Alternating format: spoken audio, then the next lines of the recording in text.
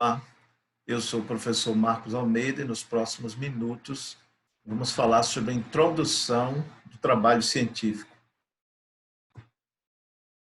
Nós vamos traçar algumas discussões sobre as características gerais, a forma do texto científico, seus objetivos e vamos mostrar um passo a passo prático para escrever o trabalho científico.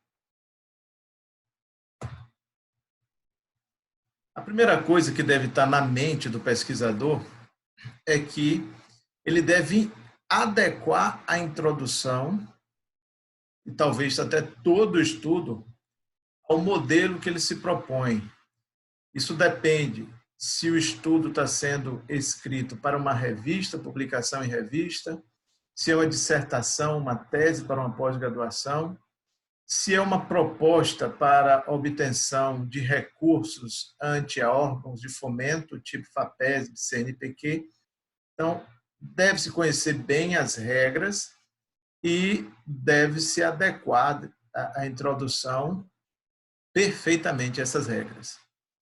A introdução em si ela deve funcionar como uma motivação para que o estudo seja aceito ou para que a proposta seja aceita, né? A introdução para isso deve mostrar claramente qual é a motivação e a originalidade do estudo. São duas coisas que não devem faltar. E deve ser escrita de forma objetiva, clara e interessante.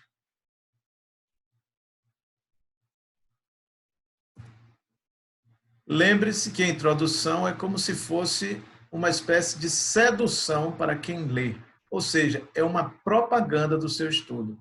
Se você não consegue seduzir o leitor, você não vai seduzir a FAPESP, não vai seduzir o CNPq e não vai seduzir a sua banca de mestrado ou doutorado. Quanto à forma, a introdução deve ter uma linguagem científica, técnica e direta. Ela deve sempre conduzir o leitor lentamente e gradualmente, tendo sempre uma fluidez, sem quebrar as ideias. Essa fluidez deve começar no primeiro e terminar no último parágrafo. Ela deve ter aproximadamente 1,5 páginas, isso no máximo. Não prolongue muito sua introdução, senão ela fica redundante e repetitiva. Ela deve conter mais ou menos, lógico que isso é uma regra, pode ser mais, pode ser um pouco menos, mas próximo a 5 parágrafos. E é primordial, é essencial que a introdução deixe claro qual é a lacuna do conhecimento.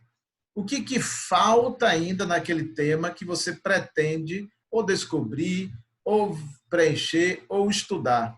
Isso responde a uma pergunta importante, que é por que mais um estudo sobre esse tema é necessário?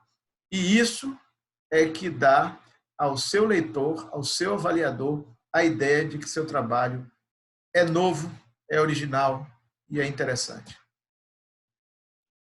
Você deve evitar na introdução gráficos, figuras, tabelas, nada disso consta de introdução, não deve constar. Evitar também citações entre aspas, isso inclusive, se for possível, evitar no texto inteiro.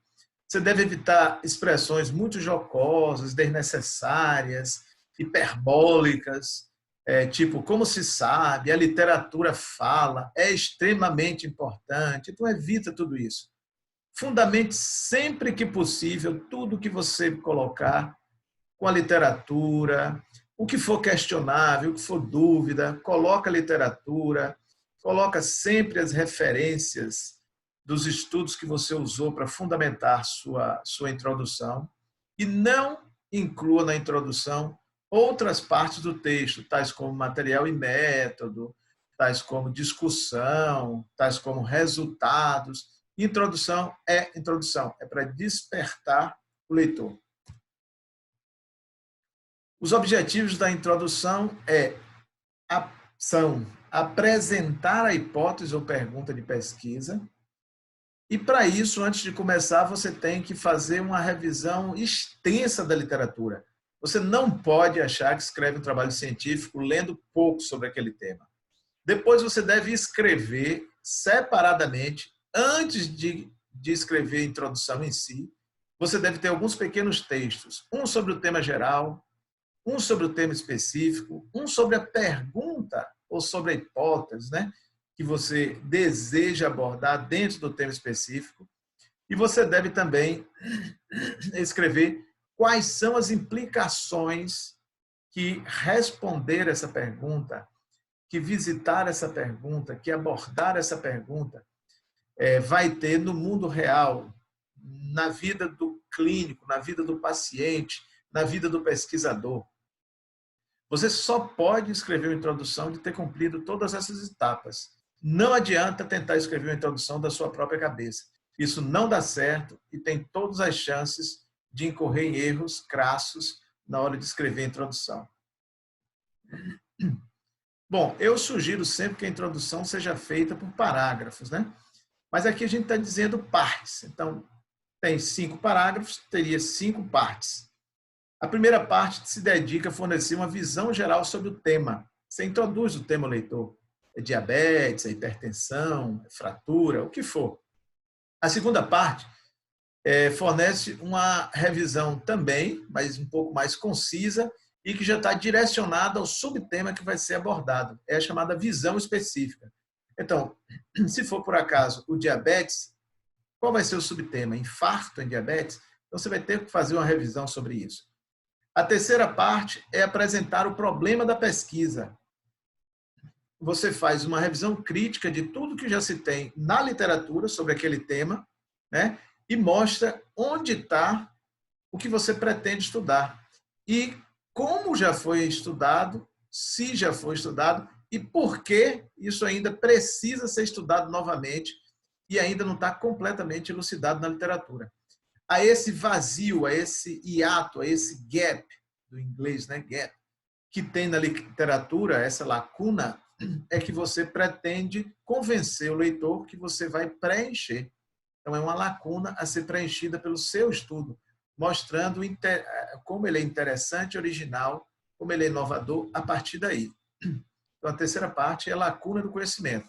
A quarta parte apresenta a importância técnico-científica, a importância clínica de responder a pergunta, de responder a lacuna do conhecimento. Ou seja, são as implicações do seu estudo. O que vai acontecer a partir dessa resposta? Por que responder isso vai ser importante para pacientes, médicos, pesquisadores? E a última parte, como toda a introdução, é apresentar o objetivo, a hipótese, a pergunta do seu estudo. Então, a introdução tem mais ou menos um aspecto de funil, que vai de forma fluida da parte mais larga, que é o conhecimento geral, conhecimento específico, lacuna e objetivo do seu estudo. É exatamente assim. A introdução deve ser um funil fluido. Primeira parte, visão sobre o tema. Então, você delimita o tema geral, procurando não fugir muito da pergunta ou da hipótese. Não precisa também ir muito por trás do monte. Seja um pouco mais direto, mostrando o tema geral, mas já mostrando como é possível ligar ele com a pergunta do seu estudo, com a hipótese do seu estudo. Defina quais são as informações básicas que são necessárias você fornecer ao leitor. Lembrando que ele não é necessariamente especialista no assunto, que ele pode não estar familiarizado com o subtópico abordado, especialmente em bancas de mestrado e doutorado, e que ele precisa compreender a significância, a importância científica do assunto que você está abordando. Os leitores geralmente são inteligentes, né? São educados, conhecem sobre aquele assunto, mas ainda assim eles podem precisar de informações sobre o assunto da sua pesquisa que não lhes são familiares. Então, por isso, você precisa fornecer isso na introdução, de uma forma sempre concisa, clara, pontual e objetiva. Tudo quanto possível que você colocar na sua introdução deve ser baseado em citações da literatura atual. A segunda parte é o problema específico, onde você vai delimitar o subtópico. Dentro daquele tópico geral, você já se aproxima um pouquinho mais da sua lacuna, dizendo qual é o problema específico que você deseja abordar. Apresenta uma pequena revisão sobre o tema específico, tudo sempre muito objetivo. Faça o leitor entender a importância desse subtema. Aborde os problemas que ainda não foram resolvidos com o máximo de detalhe possível e convença o leitor da necessidade de investigar aquele tema e do impacto técnico-científico que isso trará para a área do conhecimento. A terceira parte é você focar na lacuna do conhecimento. Então, você vai, dentro do tema específico, dizer quais foram os principais estudos que tentaram abordar esta lacuna do conhecimento. Informe sobre o que já está definido, o que é dúvida, o que é necessário ainda saber sobre aquele tema. Faça uma revisão crítica de todos os estudos que tentaram responder aquela lacuna que gerou sua hipótese, né? E deixe claro por que esses estudos responderam de forma parcial, ou não responderam, ou erraram em responder, ou precisam ser complementados em sua resposta, porque isso deixa claro a importância das questões que estão envolvidas no seu próprio estudo. Então, o objetivo dessa terceira parte é mostrar a motivação do seu estudo. Por que seu estudo foi feito? Por que ele tem importância? Por que essa pergunta foi escolhida? E principalmente porque ele é interessante e original. Novamente. A quarta parte é dedicada a apresentar qual é a importância de responder a questão da pesquisa, qual é a importância de testar a sua hipótese. Então, mostre a importância técnica, a importância científica, a importância clínica de responder a pergunta, de preencher a lacuna. O que vai ser modificado na clínica? O que vai ser modificado no conhecimento científico? O que vai ser modificado para o paciente, para o pesquisador? Qual o significado? Quais as implicações? O que vai acontecer a partir do momento que esse problema tiver solução? Então, essa é uma parte extremamente importante. A proposta do estudo para a resolução do problema tem que ser também tocada, ainda que de leve. Você deve ter cuidado para que você não coloque partes inteiras da metodologia na introdução, mas uma pincelada é importante que seja dada. Basicamente por quê? Porque você tem que mostrar como é que o estudo pretende abordar o tema, como é que ele pretende preencher isso, esse ato, essa lacuna do conhecimento. Precisa mostrar qual é a sua estratégia metodológica e isso de forma bem simplificada, né, para não botar parte da metodologia na introdução. E isso vai mostrar para o leitor que o seu estudo é um estudo viável, apropriado, focado e sistematizado. A quinta parte, finalmente, é a parte onde você vai definir claramente sua hipótese, ou seja, o objetivo do estudo. Eu gosto sempre que essa parte comece. O objetivo desse estudo o objetivo do presente estudo este estudo tem como objetivo. Porque aí você cria uma frase simples e que reflete o que você deseja estudar e a pergunta que você deseja responder. Escreva de forma clara, direta e, sendo redundante, objetiva os objetivos do seu estudo. Então, deixe bem claro qual é a hipótese a ser testada, pergunta, né, tem que ficar bem clara. Deixe claro também sobre o que eu estudo e convença o leitor da pergunta, da lacuna e da metodologia. É preciso que o leitor acredite que elas estão em linha, que elas se coadunam entre si. Você deve sempre escrever tudo com muito respeito à inteligência do leitor e à capacidade crítica do leitor.